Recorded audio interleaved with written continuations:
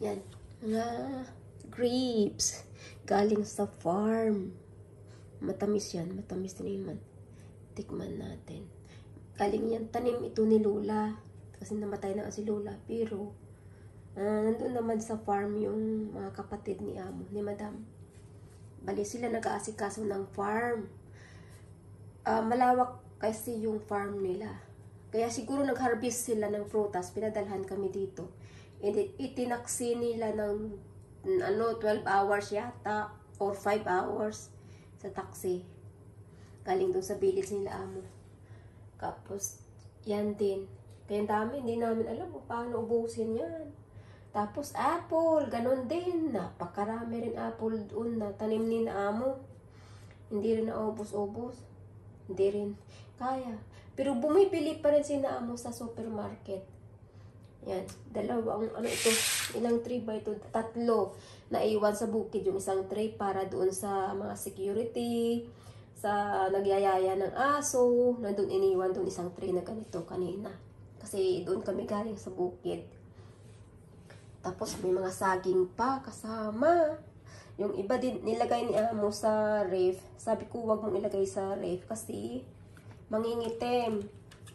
Yan, tapos pinadalhan pa kami ng patatas. Si na Amo may tanim din na patatas, napakarami din na patatas.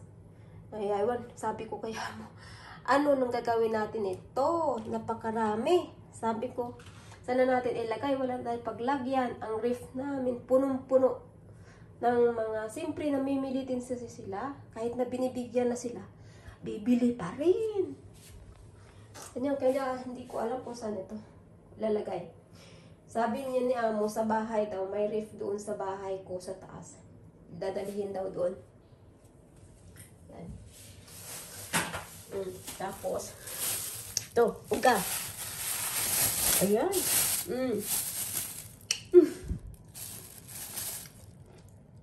Uga. Paborito ni na Amo. Ito yung isda na pinamingwitan ng alaga ko doon sa bukid. Ito na yun. Binilad namin. So, kakainin. Burrito ito ng alaga kong maliit. Tsaka ni nanay. Tsaka kanin lang. At tsaka ito. Minsan, pinupulutan ni Amo ng beer. Yan. Kaya dala namin galing sa bukid kasi binilad ng security. So, natuyo na. Yun, binigay na sa amin. Kaya dinala namin dito sa city. Kasi paborito ng nanay ko, ni Madam. Ito. Uga. Hindi ko na ito niluluto. Kinakain na lang na ganito, babalatan lang, tatanggalan yung kiliskis. Tapos kakainin. Hindi na nila niluluto. Ganun lang. Iba dami kong pagkain. Hindi namin alam paano kainin.